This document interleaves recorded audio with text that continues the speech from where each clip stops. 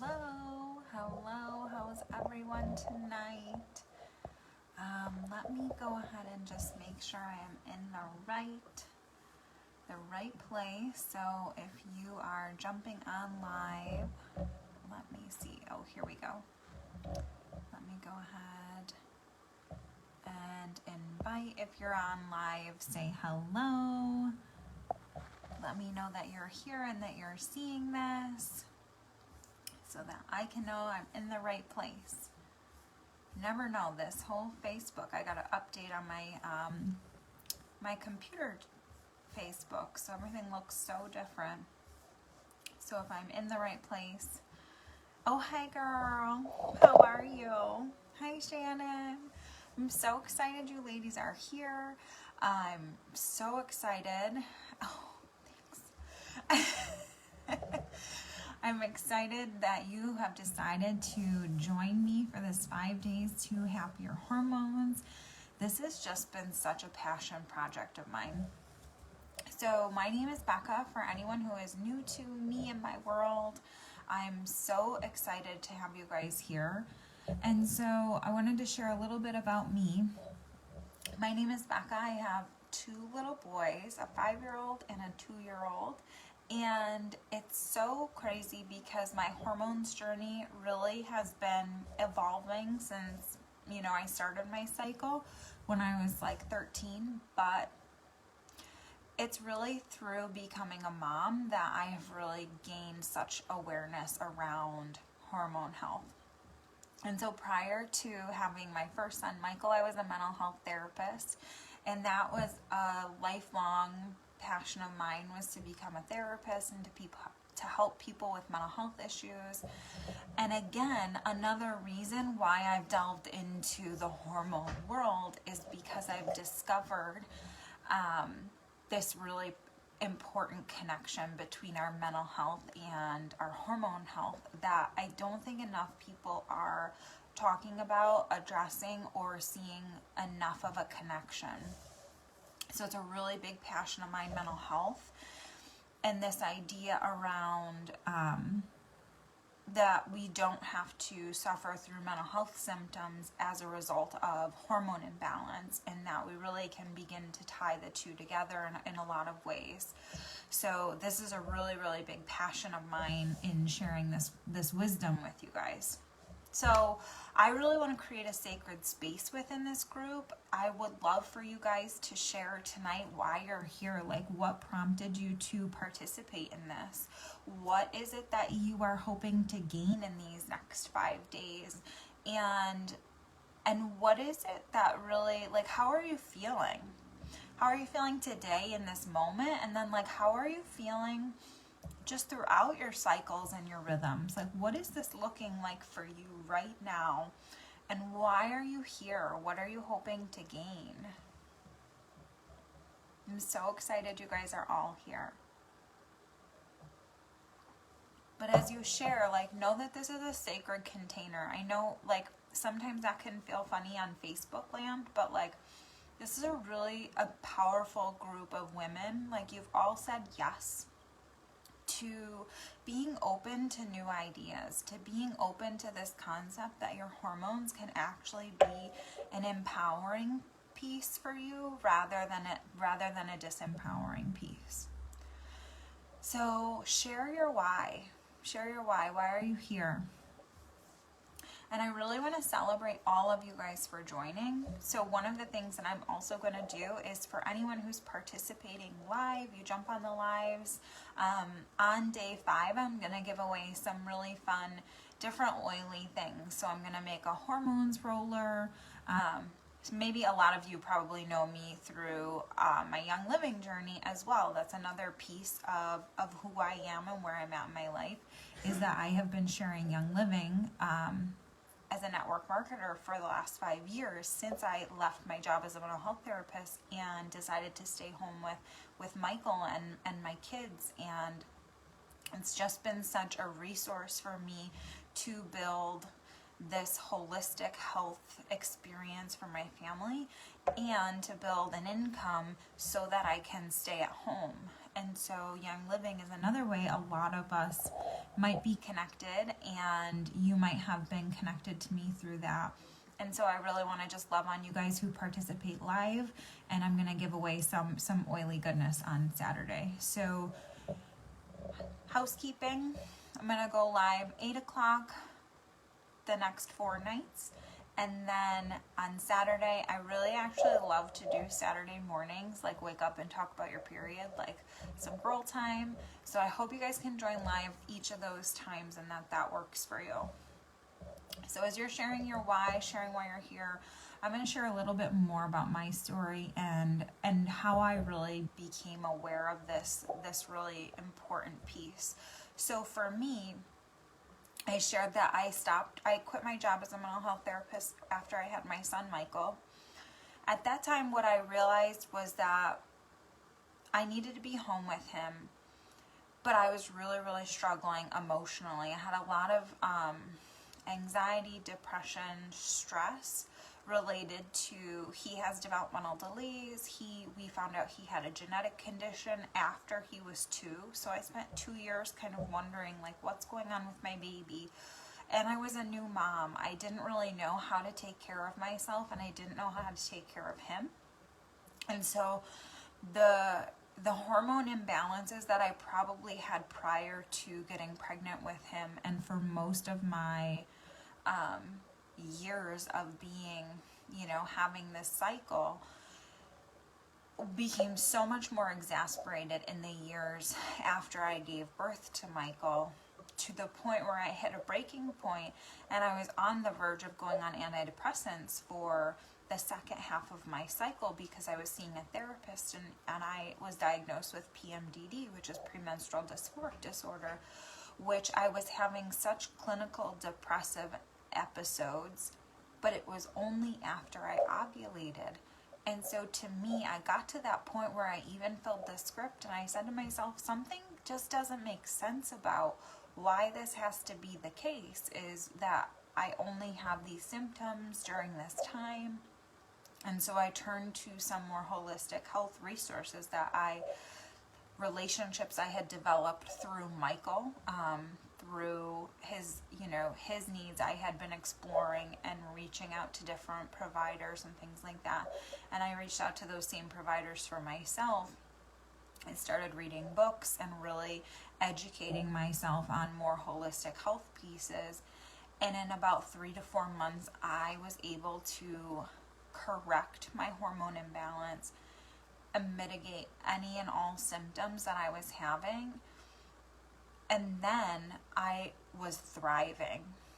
The experience of really struggling with your hormones and struggling with any symptomology, and then experiencing mental clarity, energy, feeling so healthy, so strong, so alert, so vibrant, that is what drives me. Is because I now know that it is possible to feel good throughout the entire month, that it is possible to feel good because of our hormones, not in spite of our hormones, that you can leverage your hormonal health to maximize every aspect of your life. And so everything that I actually desired and was building and creating in my life, once my hormones were aligned, everything amplified, everything improved. And so we're going to talk a little bit more about this on Saturday, is like the magic that can happen when you align your hormones and work through some hormonal imbalance. So, you guys have shared. So Meg, panic began and thankfully ended during my last pregnancy, reappeared recently after a recent miscarriage, wanting to understand more and see if I can learn to control it. Yeah, so what has your actual cycle been like then, Meg, since all of that, and this is a really important piece.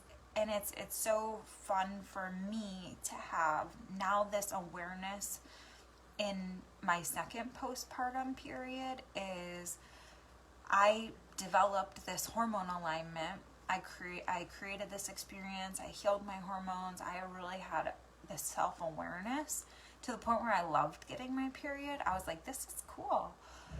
And then I got pregnant with Henry. I had a fabulous, healthy, full-term pregnancy. I had a unmedicated vaginal birth. Like, I had the experience I really desired to have the first time around. But still, the postpartum period and breastfeeding and different things, all these things are always impacting our cycle, realigning. It's always all the input. It's always all these changes and these experiences and this cumulative experience we're having. So it's not just your first pregnancy, it's your second. It's, you know, was there a recent miscarriage? You know, I think Erin had shared something about maybe a chemical pregnancy. All these things are impacting our hormone health at all times, and we have to keep kind of being like aware of the rhythm that's happening for ourselves. So Shannon, I feel like watching you during our biz calls. You seem so calm and peaceful, and I want to try to work towards that. I feel personality plays a lot into it, but also hormones. And I noticed a week prior to my period, I'm moody, super sensitive, cry at commercials, and short-tempered, like everything bugs me. I'm hoping to learn more ways to balance myself. Yes, this is so important. First of all, I'm not calm all the time. This is why I do this work. I do this work because I too have experienced those things, but again, I know that it's possible to not feel those things. So it's always this ongoing experience of what's going on, how am I feeling, what is that telling me about my body. So let's go back to the very, very beginning. I would love to know, what are some of your first experiences with having gotten your period? What are some of the first messages you received about getting a period? And I'll share some of mine. So I can remember, and I'm sure you guys can relate to so many of these things. I can remember,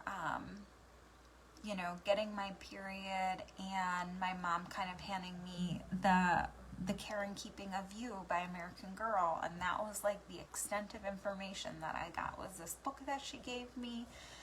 She said, great. And then she bought me what I needed, and that was pretty much all the information I received. And I remember hearing about friends, getting their period and starting to talk about it. And then hearing about a girl who got her period in class, and then it was like this thing where she, was running down her leg and everyone was laughing at her and making fun of her. So like already, in those early ages, starting to feel some shame and embarrassment around like, oh my gosh, what if that happens to me? What if people know I have my period? Like, oh my goodness, what if I'm unprepared? And the shame or embarrassment pieces start to sink in at that really early age. And then, there's this experience of sisterhood around the suffering is something that I've really observed in my own history, and I know that so many of us are exposed to that idea, is like there's solidarity in the suffering of, oh, I'm so moody, I'm PMSing, I have, and it's almost, then it becomes an excuse of, oh yeah, I got in a fight with Mike. Mike's my husband, so he's been through the brunt of a lot of stuff with me, but just as an example, I got in a fight with Mike. Oh, but it was because I was PMSing. I have my hormone, like I'm hormonal. And it becomes this like dismissive experience instead of saying, well, why am I feeling so irritable? Well, why do we all struggle with that? Why is that okay? Why am I having such bad cravings or such bad cramps? Why is this like this terrible roller coaster? Like, how have we lived all these years with you know, how have women suffered through this for millennia? No one has like come up with an idea around this. The reality is, like, somewhere along the line, we have become disconnected from our power of our cycle. And we have just been taught to accept the suffering, accept the pain, accept the migraines, accept the cramps, accept the moodiness. But I am here to tell you that that is all symptomology of hormone imbalance, and that we can glean information from the symptoms that we are having, and we can take that information and we can say, okay, this is what my body is telling me. I can become more intuitive and I can serve my body in a better way so that I don't have to suffer with X, Y, and Z symptoms. I just had a cycle, this past cycle, where I was like the last 2 cycles, I was a little agitated in the last 2 days, and I thought, this is not okay. I need to address this. I need to figure out this last piece. Where am I getting stuck? What's happening? For me, it's always the liver. So I always have to go back and love on my liver a little bit. But so really though, what I need you to know is that part of this process of becoming happier with your hormones becomes really being conscious of what you have been willing to accept over the years, and releasing that. It's time to unlearn some of those fears or embarrassments or shame feelings. It's time to embrace the feminine cycle, because it's the coolest thing. It is the coolest thing when you really understand what is happening and how you can use that information to live your entire life and live a happier life. Then anything is possible. Anything is possible. Meg, I've been super lucky. No significant period trauma, no significant PMS, with the exception of occasional joint pain. That's so good. That's so good. So that's really good baseline information, so that when we kind of say, okay, well, now that's no longer the case, that's the place we want to get back to, right? And kind of digging into like, well, what's happening? What do we need to do? So I really want to talk you guys through the 4 phases. Tonight I really want to talk you guys through the 4 phases of what you actually are experiencing. So I would love to know if you guys are even familiar at this point with each of the 4 phases, and how much you know about it. And we're going to go through, because this baseline information is how we're going to navigate some of the additional information that I go through over the next few days.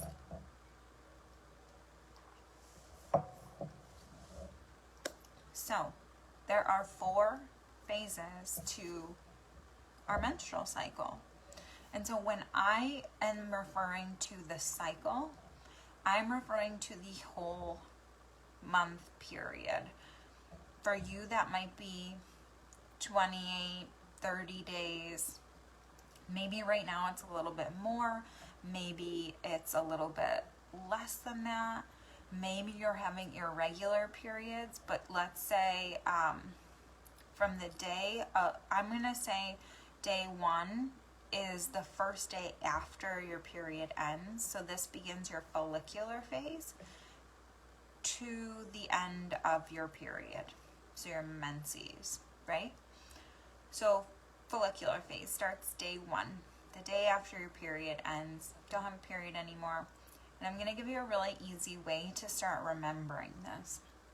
So the follicular phase, I want you to think of this as spring. It's the beginning. It's a really creative phase, and this phase lasts about 7 to 10-ish days. Can go a little bit longer. All of this is a little bit fluid. So know that there's no rigidity in femininity. So there's that. So the first, 10 to 12 days of your cycle is called your follicular phase. At this point, you are working on building up your estrogen. Your estrogen is increasing during this phase. So that's a hormonal piece. That's a foundational piece that you need to be aware of is happening.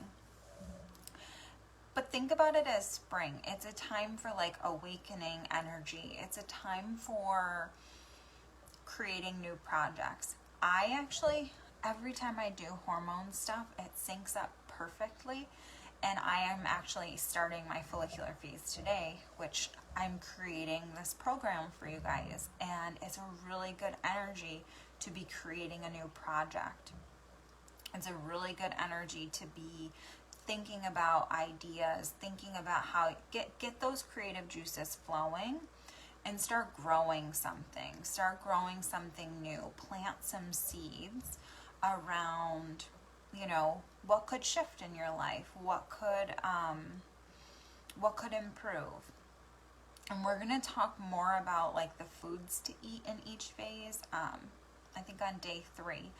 But know that there are really definitely certain things you need to be eating in each phase too. The next phase is your ovulatory phase.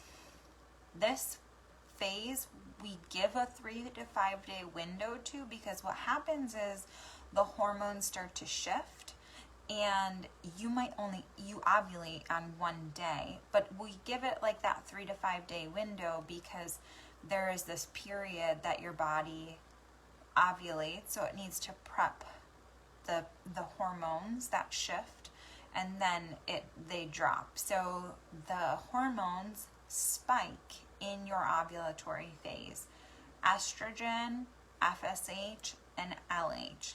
This is summer. This is the time you're probably looking your most vibrant, you're feeling like your best self. This is the time where you can get away with like a little bit of maybe not eating as great a food, because your body is the most just vivacious. It's really vibrant. It's summer, so there's really, really good energy in your body happening. And you'll probably feel that. It's probably when your skin is the clearest. It's probably when you just look and feel your most energetic. That's your ovulatory phase. The next phase is your luteal phase. This is the phase most associated with like PMS symptoms. This is often like about a 2-week range. So this is the longest phase of the cycle. And what happens is around let's say day 20. So if you ovulate between days 13 and 15, and then there's a couple days lull, and then your progesterone is supposed to increase. So your progesterone is supposed to increase and then slowly decrease until you get a period. Unless you get pregnant, then it continues to increase. After you ovulate, what should have happened is that your estrogen goes down and your FSH and your LH go down. This is what you should be seeing. This spike in the ovulatory phase of the estrogen, FSH, the LH. This peak of progesterone happens right after that ovulatory phase. And then it slowly, like I said, decreases after your, until you get your menstrual cycle. So your luteal phase is like fall. This is a time where you're kind of wrapping in, you're kind of withdrawing, and that's natural. So there's a difference between the PMS, the irritability, and the moodiness versus just like a natural kind of tendency towards the introverted side of you, and that's okay. Tendency towards, maybe more like house projects, things like kind of finishing up those tasks, feeling like that sense of completion, like I need to get things done, I need to feel like things are wrapped up and tidy, like that's good energy. Moodiness and irritability is not what I'm talking about. So it's this fall wrapping things up, kind of completing things phase. Then you start your menses and you think about that as winter. That's that wrapped in, you're wrapped in, it's time to get cozy, take care of yourself, just hunker down and go inward. This is the time to actually go inward and do some analytical thinking. I honestly also find that your menstrual phase is a really great time to have some good communication with your partner. Because what also happens is when you have your menstrual phase is that all your hormones kind of bottom out in a good way. They're all leveled out. They're all really low. They're all really even, or at least they should be. And you have this really great communication between your right and your left brain. So you can be really analytical about your emotions and vice versa. Like you can have this really good back and forth between your own brain. So it's a good time to go inward, reflect on your goals, on what's going well in your life, on what's not going well in your life. And I like the idea of having intimate conversations with your partner during this time because you have that capacity to be really level-headed. But when you're talking to your partner, they're an intimate enough connection with you that you're still kind of hunkering down and protecting that inward time. And you're letting them into that space. And honestly, you have your period, so sex might be off the table if that's how you roll. So it just kind of takes some of that pressure off of what's going to go down. So that's a good thing to be aware of too.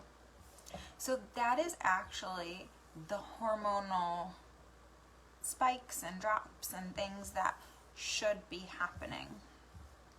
Now, what if you are having symptomology? Like I said, is it mental health symptoms? Is it digestive issues? Do you guys have digestive issues at any point in your cycle?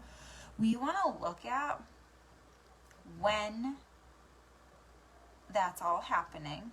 So now that you know each phase, you might be having symptomology. Like I said, I was having it in my luteal phase, and that was actually diagnosable as PMDD, right? So we want to know when we're having the experience of symptoms. It might be when you have your menses. It might be in that second week of the luteal phase, which tends to be an issue because what happens is the progesterone just decreases too much for most women. And that's where we see some symptoms. Or we can see an estrogen. Like I said, the estrogen is supposed to increase right when you ovulate, and then it's supposed to drop off. Part of the problem can either be is that our body never got rid of all the estrogen that increased and surged in our body. It might be holding on to it somewhere, and that might be why we have those moodiness, those irritability pieces. And then the other thing is the progesterone. Is it too low? Is that why we are having that bottomed out, that moodiness? And then it's the correlation between the two. There has to be a certain proportion of estrogen to progesterone as the cycle closes out into your menses. And some people have symptom relief when they actually get their period because, like I said, those hormone levels even out in the menses phase.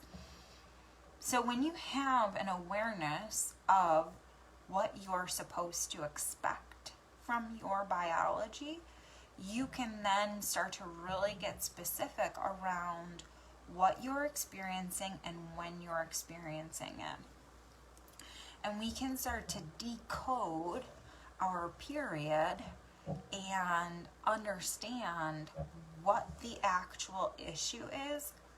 Literally every month when you get your menses, you're getting a hormone test.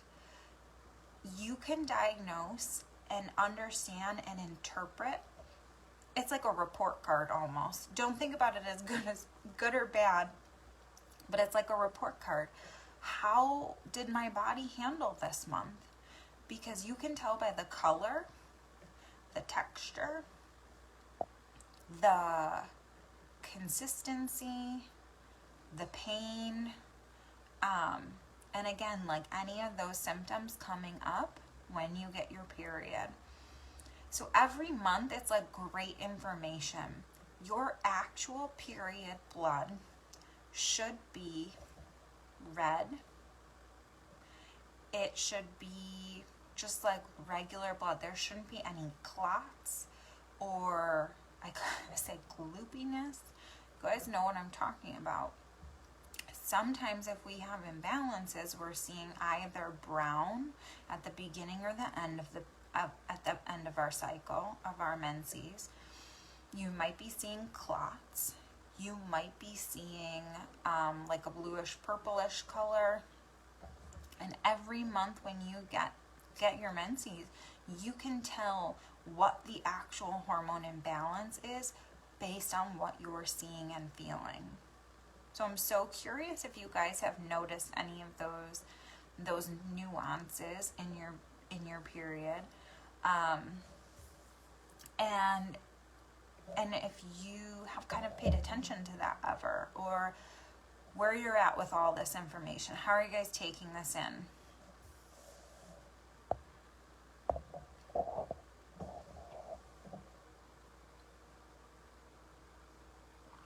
I know it can be a lot, and I get so excited about it. So I love to just go all in and tell you guys everything, trying to piece it out for you guys over the next few days.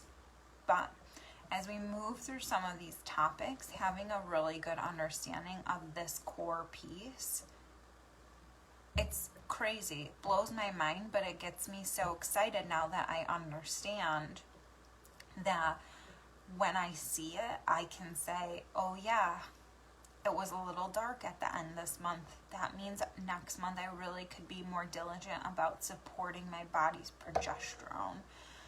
Okay, there was some clotting this month. I definitely was having high estrogen excess.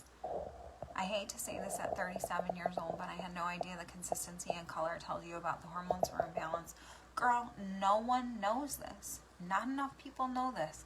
I am the crazy person telling people about their period blood at any conversation I can talk to someone about this. No one knows this. Like I said, my mom threw me American Girl book and some pads, and that was it. Like, there's no health education. There's no awareness around this. And even in my experience as a mental health worker, never did I really understand the connection between any symptoms I was experiencing and how that was impacting my health. Or I should say how my health was impacting my mental health. And so please do not beat yourself up for not knowing this, because this information is not readily available. But my whole purpose in sharing this is because if we as women can start to know this and empower ourselves, maybe we can start to tell the next generation. I mean, Meg, like, what could this do if you taught your daughters as they got older? Like, oh, I got goosebumps. Like, if you could tell them, great, you don't have to have cramps. You don't have to have painful periods. If we see that, then let's work on it. Like, let's address it. Let's go for it. So this is empowering information, and no one knows. And so this is a huge reason of why I'm sharing this information with you guys. It's a huge passion of mine. And it's just too important. It's too important not to shout it from the rooftops. That's why I'm talking about my period on Instagram. But where are you guys at right now in your current cycle? I'd love to know. It's so fun to dig into while we're together, if we can, a little bit of that information. over the next few days, we're going to talk about triggers of hormone imbalance, the things that cause the problems, the things that cause, you know, maybe the high estrogen, low progesterone, any and all nourishing pieces. So we're going to talk a little bit on day 3 about how to eat according to your cycle and then according to your symptoms a little bit. We're going to talk about aligning your energy with each of these phases. So like I said, spring, summer, fall, winter, we want to be doing different tasks according to where we're at in our cycle as much as we can. So I'm going to talk to you guys about that. And then once your body is in alignment, you, like I said, you get to that good feeling place. Saturday, we're going to talk about like the magic that can happen with your aligned period and with your, it sounds so silly, but the magic that can happen when you have taken care of yourself and laid this really powerful foundation, because what you're doing is you're tapping into your feminine rhythm. But part of the power of femininity is the intuition. Think about what makes you powerful as a woman. It's being intuitive. It's having that ability to kind of know what's going on with all your people, to feel what's going on with them, to be anticipating what's coming, you know, especially, you know, if you have kids, you're like, I know what that sound is they're making. I know that they're getting into trouble even though I don't hear anything. You know, it's like these little intuitive hits. And we experience it all day long, every day. And when we can amplify that and expand that experience, so much more comes into our awareness that it is an incredible experience. And I'm going to share some really cool manifesting stories about this stuff on Saturday. So I hope this information was helpful tonight. I hope it gives you enough to mull over until tomorrow. If you have any questions, please let me know. And then, like I said, we're gonna jump back in tomorrow and talk about triggers. We're going to talk about the things that throw us off balance. So in the meantime, feel free to post in the group, feel free to comment on this thread, and I am sending you guys so much love. I am so grateful you guys are all here. This is so amazing, and I will talk to you all tomorrow. I hope you have a beautiful night. Thanks, Meg. Love you guys.